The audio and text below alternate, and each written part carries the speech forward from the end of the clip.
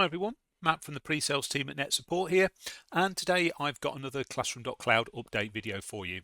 So there's two new features I'm going to be talking about in this video, so let's not waste any more time and jump in and take a look at what's new. So the first thing I'm going to show you is a new way of capturing safeguarding data that we're calling image analysis. So what this does is it will scan your devices, and if it detects an inappropriate image, it will capture that image along with other key data and add it to your safeguarding triggers. So to show you how this works in practice, if I bring up my virtual machine here, and what I've got is a folder with some inappropriate images in. So we'll pick on this drugs image here, so you can see that's displaying on the screen. I've not typed anything into this device. And if we just minimize that and jump back into our portal and look at our phrase triggers here, you can see I've got a capture from my student Ben Jones. And then we've captured the image that Ben was viewing along with other key information. So we've got the student name, the name of the device, and so on and so forth. So this is a great feature.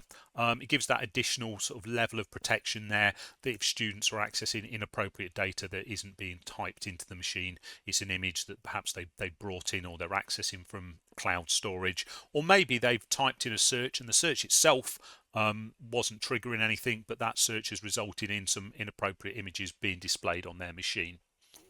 So just to show you how this works in the back end. So if we go into settings and into safeguarding, you'll see I've got an image analysis tile there, and then this is where you can control the settings. So you can do things like change the detection sensitivity. We've got a variety of categories that you can choose whether you want to be enabled or not.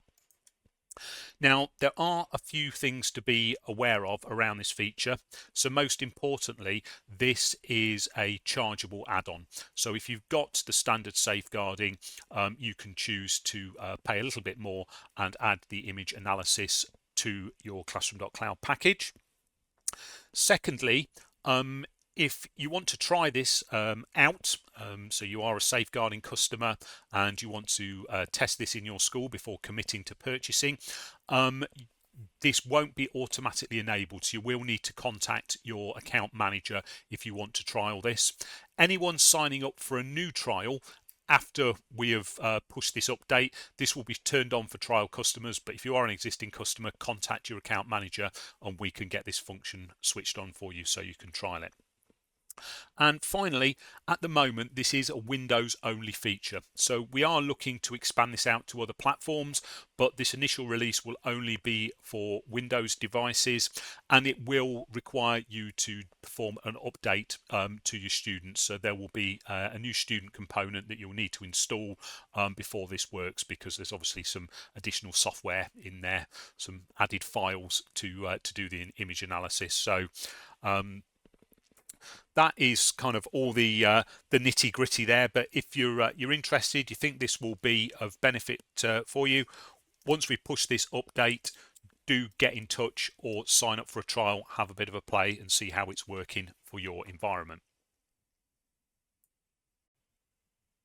So the second feature I'm going to show you is something that's going to be available to all of our customers with the safeguarding module. And this update is all around the viewing of the safeguarding data. So the current situation is you can either view the safeguarding data or you can't. There's no middle ground where you can limit certain staff from being able to only see triggers from certain users or certain devices. And some of the feedback we've had from customers is they'd like the ability to limit this, particularly where the software is maybe running on staff machines and they perhaps don't want the safeguarding team reviewing the phrase matches on staff machines. Perhaps that's something they would rather have carried out by the HR team or perhaps the head teacher. So let me show you how this is all going to work. So currently this new feature isn't enabled on my environment. So let's go and switch it on. So if I go to Organization, Settings, Safeguarding, and then General, I can switch on this Enable Safeguarding Restricted Views. So if I do that, click on Update. Now if I go to my safeguarding and go to the phrase matches, you'll see there's no data there because we've restricted the views, but my account doesn't have any views assigned to me, so I can see no data.